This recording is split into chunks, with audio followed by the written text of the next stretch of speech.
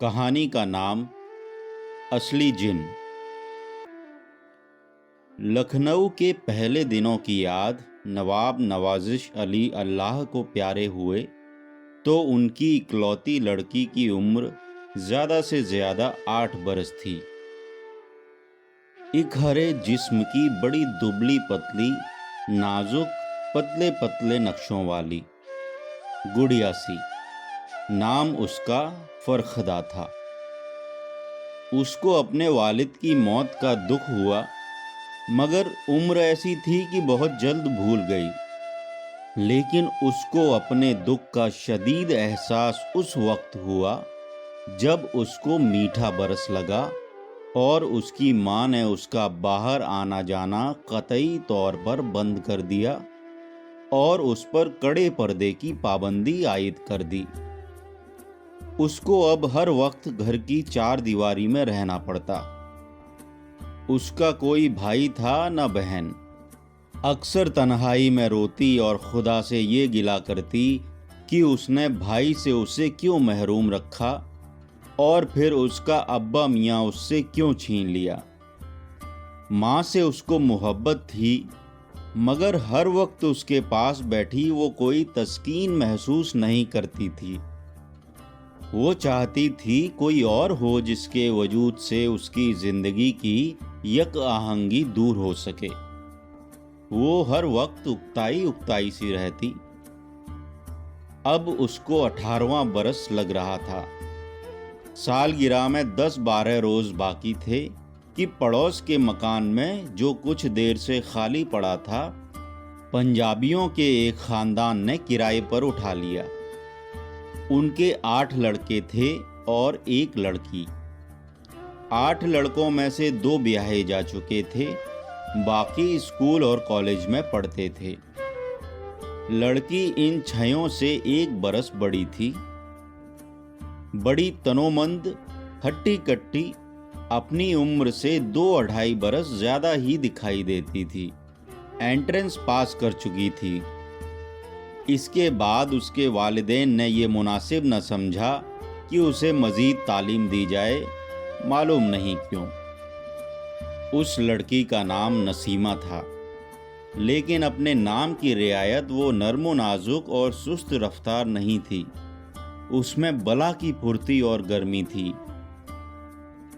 फरखदा को इस महीन महीन मूँछों वाली लड़की ने कोठे पर से देखा, जबकि वो बेहद उकताकर कोई नॉवेल पढ़ने की कोशिश करना चाहती थी। दोनों कोठे साथ साथ थे, चुनाचे चंद जुमलों में ही दोनों मुतारिफ हो गईं। फरखदा को उसकी शक्ल सूरत पहली नज़र में कतई पुरकशिश मालूम न हुई, लेकिन जब उससे थोड़ी देर गुफ्तगू हुई तो उसे उसका हर खुद्दुखाल पसंद आया। मोटे मोटे नक्शों वाली थी, जैसे कोई जवान लड़का है जिसकी मसें भीग रही हैं। बड़ी सेहतमंद, भरे भरे हाथ पांव, कुशादा सीना, मगर उभारों से बहुत हद तक खाली। फरखदा को उसके बलाई लब पर महीन महीन बालों का गुबार खास तौर पर बहुत पसंद आया। चुनाचे उनमें फौरन दोस्ती हो गई। नसीमा ने उसके हाथ में किताब देखी तो पूछा, ये नॉवेल कैसा है? फरखदा ने कहा, बड़ा जलील किस्म का है, ऐसे ही मिल गया था। मैं तन्हाई से घबरा गई थी, सोचा कि चंद सफ़े पढ़ लूं। नसीमा ने ये नॉवेल फरखदा से लिया। वाकई बड़ा घटिया सा था, मगर उसने रात को बहुत देर जाग कर पढ़ा। सुबह नौकर के हाथ फरखदा को वापस भेज दिया। वो अभी तक तन्हाई महसूस कर रही थी और कोई काम नहीं था, इसलिए उसने सोचा कि चलो चंद औराक देख लूं। किताब खोली तो उसमें से एक रुका निकला जो उसके नाम था। ये नसीमा का लिखा हुआ था। उसे पढ़ते हुए फरखदा के तन बदन में कपकपियां दौड़ती रहीं। फौरन कोठे पर गई। नसीमा ने उससे कहा था कि अगर वो उसे बुलाना चाहे तो ईंट जो मुडेर से उखड़ी हुई थी जोर जोर से किसी और ईंट के साथ बजा दिया करे, वो फौरन आ जाएगी। फरखदा ने ईंट बजाई तो नसीमा सचमुच 1 मिनट में कोठे पर आ गई। शायद वो अपने रुके के जवाब का इंतजार कर रही थी। आते ही वो 4-4.5 फुट की मुंडेर पर मर्दाना अंदाज में चढ़ी और दूसरी तरफ कूदकर फरखदा से लिपट गई और चट से इसके होठों का तूल बोसा ले लिया। फरखदा बहुत खुश हुई। देर तक दोनों गुल मिलके बातें करती रहीं। नसीमा अब उसे और ज्यादा खूबसूरत दिखाई दी। उसकी हर अदा जो मर्दाना तर्ज की थी इसे बेहद पसंद आई और वहीं फैसला हो गया कि वो तादमे आखिर सहेलियां बनी रहेंगी। सालगिरह का दिन आया तो फरखदा ने अपनी माँ से इजाज़त तलब की कि वो अपनी हमसाई को जो उसकी सहेली बन चुकी है बुला सकती है। उसने अपने ठेठ लखनवी अंदाज में कहा, कोई मजायका नहीं, बुला लो, लेकिन वो मुझे पसंद नहीं। मैंने देखा है लौंडों की तरह कदकड़े लगाती रहती है।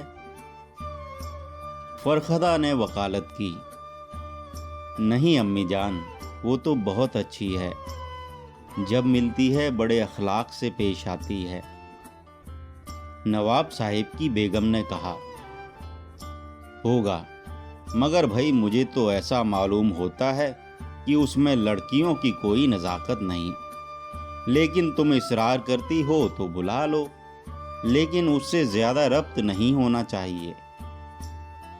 फरखदा अपनी माँ के पास तख्त पर बैठ गई और उसके हाथ से सरोता लेकर छालियाँ काटने लगी।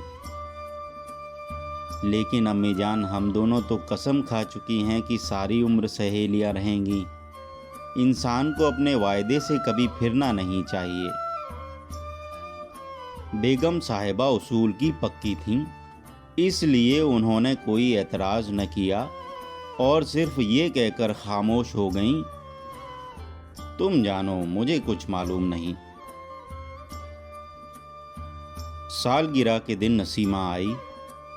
उसकी कमीज धारीदार पोपलीन की थी, चुस्त पायजामा जिसमें से उसकी मजबूत पिंडलियां अपनी तमाम मजबूती दिखा रही थीं। फरखदा को वो इस लिबास में बहुत प्यारी लगी। चुनाचे उसने अपनी तमाम निस्वानी नज़ाकतों के साथ उसका इस्तकबाल किया और उसने चंद नाज नखरे भी किए।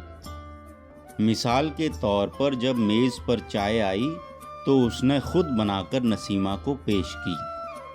उसने कहा, मैं नहीं पीती, तो फरखदा रोने लगी। बिस्कुट अपने दांतों से तोड़ा तो उसको मजबूर किया कि वो इसका बकाया हिस्सा खाए। समोसा मुंह में रखा तो उससे कहा कि वो आधा इसके मुंह के साथ मुंह लगाकर खाए। एक आध मर्तबा मामूली मामूली बातों पर लड़ाई होते होते रह गई, मगर फरखदा खुश थी। वो चाहती थी कि नसीमा हर रोज आए, वो उससे चहल करे और ऐसी नर्मो नाजुक लड़ाइयाँ होती रहें जिनसे उसकी ठहरे पानी जैसी जिंदगी में चंद लहरें पैदा होती रहें। लहरें पैदा होना शुरू हो गईं और उनमें फरखदा और नसीमा दोनों लहराने लगीं। अब फरखदा ने भी अपनी अम्मी से इजाज़त लेकर नसीमा के घर जाना शुरू कर दिया। दोनों उस कमरे में जो नसीमा का था दरवाजे बंद करके घंटों बैठी रहतीं। जाने क्या क्या बातें करती थीं।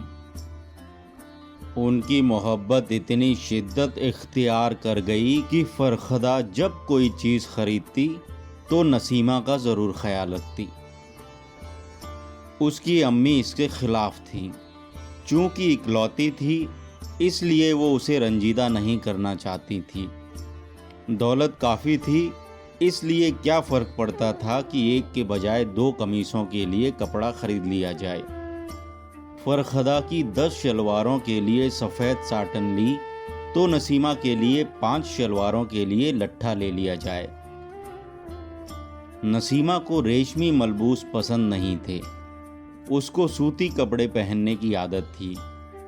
وہ فرخدہ سے یہ تمام چیزیں لیتی مگر شکریہ ادا کرنے کی ضرورت محسوس نہ کرتی، صرف مسکرا دیتی اور یہ تحفے تحائف وصول کر کے فرخدہ کو اپنی باہوں کی مضبوط گرفت میں بھینچ لیتی اور اس سے کہتی، میرے ماں باپ غریب ہیں، اگر نہ ہوتے میں تمہارے خوبصورت بالوں میں ہر روز اپنے ہاتھوں سے کنگھی کرتی، تمہاری سینڈلیں چاندی کی ہوتیں، تمہارے غسل کے لیے معطر پانی ہوتا، تمہاری باہوں میں میری باہیں ہوتیں اور ہم جنت کی تمام منزلیں طے کر کے دوزخ کے دہانے تک پہنچ جاتے۔ معلوم نہیں وہ جنت سے جہنم تک کیوں پہنچنا چاہتی تھی۔ وہ جب بھی فردوس کا ذکر کرتی تو دوزخ کا ذکر ضرور آتا۔ فرخدہ کو شروع میں تھوڑی سی حیرت اس کے متعلق ضرور ہوئی، مگر بعد میں جب وہ نسیمہ سے گھل مل گئی تو اس نے محسوس کیا کہ ان دونوں میں کوئی زیادہ فرق نہیں۔ سردی سے نکل اگر آدمی گرمی میں جائے تو اسے ہر لحاظ سے راحت ملتی ہے، اور فرخدہ کو یہ حاصل ہوتی تھی۔ ان کی دوستی دن بدن زیادہ استوار ہوتی گئی، بلکہ یوں کہیے کہ بڑی شدت اختیار کر گئی، جو نواب نوازش علی مرحوم کی بیگم کو بہت کھلتی تھی۔ بعض اوقات یہ محسوس کرتی کہ نسیمہ اس کی موت ہے، لیکن یہ احساس اس کو باوقار معلوم نہ ہوتا۔ فرخدہ اب زیادہ تر نسیمہ ہی کے پاس رہتی۔ صبح اٹھ کر کوٹھے پر جاتی، نسیمہ اسے اٹھا کر منڈیر کے اس طرف لے جاتی اور دونوں کمرے میں بند گھنٹوں جانے کن باتوں میں مشغول رہتی۔ فرخدہ کی 2 سہیلیاں اور بھی تھیں، بڑی مردار قسم کی، یوپی کی رہنے والی تھیں، جسم چھیچھڑا سا، دوپلی ٹوپیاں سی معلوم ہوتی تھیں، پھونک مارو تو اڑ جائیں۔ نسیمہ سے تعارف ہونے سے پہلے یہ دونوں اس کی جان و جگر تھیں، مگر اب فرخدہ کو ان سے کوئی لگاؤ نہیں رہا تھا، بلکہ چاہتی تھیں کہ وہ نہ آیا کریں، اس لیے کہ ان میں کوئی جان نہیں تھی۔ نسیمہ کے مقابلے میں وہ ننھی ننھی چوہیاں تھیں جو کترنا بھی نہیں جانتی تھیں۔ ایک بار اسے مجبوراً اپنی ماں کے ساتھ کراچی جانا پڑا، وہ بھی فوری طور پر۔ نسیمہ گھر میں موجود نہیں تھی، اس کا فرخدہ کو بہت افسوس ہوا۔ چنانچہ کراچی پہنچتے ہی اس نے اس کو ایک طویل معذرت نامہ لکھا۔ اس سے پہلے وہ تار بھیج چکی تھی۔ اس نے خط میں سارے حالات درج کر دیے اور لکھا کہ تمہارے بغیر میری زندگی یہاں بے کیف ہے، کاش تم بھی میرے ساتھ آتی۔ اس کی والدہ کو کراچی میں بہت کام تھے، مگر اس نے اسے کچھ بھی نہ کرنے دیا۔ دن میں کم از کم 100 مرتبہ کہتی، میں اداس ہو گئی ہوں، یہ بھی کوئی شہروں میں شہر ہے، یہاں کا پانی پی کر میرا ہاضمہ خراب ہو گیا ہے، اپنا کام جلدی ختم کیجیے اور چلیے لاہور۔ نواب نوازش علی کی بیگم نے سارے کام ادھورے چھوڑے اور واپس چلنے پر رضامند ہو گئی، مگر اب فرخدہ نے کہا جانا ہے تو ذرا شاپنگ کر لیں، یہاں کپڑا اور دوسری چیزیں سستی اور اچھی ملتی ہیں۔ شاپنگ ہوئی۔ فرخدہ نے اپنی سہیلی نسیمہ کے 10 سلیکس کے لیے بہترین ڈیزائن کا کپڑا خریدا، واکنگ شو لیے، ایک گھڑی خریدی جو نسیمہ کی چوڑی کلائی کے لیے مناسب و موزوں تھی۔ ماں خاموش رہی کہ وہ ناراض نہ ہو جائے۔ کراچی سے لاہور پہنچی تو سفر کی تھکان کے باوجود فوراً نسیمہ سے ملی، مگر اس کا منہ سوجا ہوا تھا، سخت ناراض تھی کہ وہ اس سے ملے بغیر چلی گئی۔ فرخدہ نے بڑی معافیاں مانگی، ہر سطح سے اس کی دلجوئی کی، मगर वो राजी न हुई। इस पर फरखदा ने ज़ारो कतार रोना शुरू कर दिया और नसीमा से कहा कि अगर वो इसी तरह नाराज रही तो वो कुछ खाकर मर जाएगी। इसका फौरी असर हुआ और नसीमा ने उसको अपने मजबूत बाजुओं में समेट लिया और उसको चूमने पुचकारने लगी। देर तक दोनों सहेलियां कमरा बंद करके बैठी प्यार मोहब्बत की बातें करती रहीं। उस दिन के बाद उनकी दोस्ती और ज्यादा मजबूत हो गई। मगर फरखदा की मां ने महसूस किया कि उसकी इकलौती बेटी की सेहत दिन ब दिन खराब हो रही है। चुनाचे उसने इसका घर से निकलना बंद कर दिया। इसका नतीजा ये हुआ कि फरखदा पर हिस्टेरिया जैसे दौरे पड़ने लगे। बेगम साहिबा ने अपनी जान पहचान वाली औरतों से मशवरा किया तो उन्होंने ये अंदेशा जाहिर किया कि लड़की को आसीब हो गया है। दूसरे लफ्जों में कोई जिन इस पर आशिक है जो इसको नहीं छोड़ता। चुनाचे फौरन टोने टोटके किए गए, झाड़ फूंक करने वाले बुलाए गए, तावीज़ गंडे हुए, मगर बेसूद। फरखदा की हालत दिन ब दिन गैर होती गई। कुछ समझ में नहीं आता था कि आरिज़ा क्या है। दिन ब दिन दुबली हो रही थी। कभी घंटों खामोश रहती, कभी जोर जोर से चिल्लाना शुरू कर देती और अपनी सहेली नसीमा को याद करके पहरों आंसू बहाती। उसकी माँ को, जो ज्यादा ज़ईफ़ुल एतिकाद नहीं थी, अपनी जान पहचान की औरतों की इस बात पर यकीन हुआ कि लड़की पर कोई जिन्न आशिक है। इसलिए कि फरखदा इश्क व मोहब्बत की बहुत ज्यादा बातें करती थी और बड़े ठंडे ठंडे सांस भरती थी। एक मर्तबा फिर कोशिश की गई। बड़ी दूर दूर से झाड़ने वाले बुलाए गए, दवा दारू भी किया, मगर कोई फायदा न हुआ। फरखदा इस बार इल्तिजा करती कि उसकी सहेली नसीमा को बुलाया जाए, मगर उसकी माँ टालती रही। आखिर एक रोज़ फरखदा की हालत बहुत बिगड़ गई। घर में कोई भी नहीं था। उसकी वालिदा, जो कभी बाहर नहीं निकली थीं, बुर्का ओढ़कर एक हमसाई के यहाँ गईं और उससे कहा कि कुछ करे। दोनों भागम भाग फरखदा के कमरे में पहुंची, मगर वो मौजूद नहीं थी।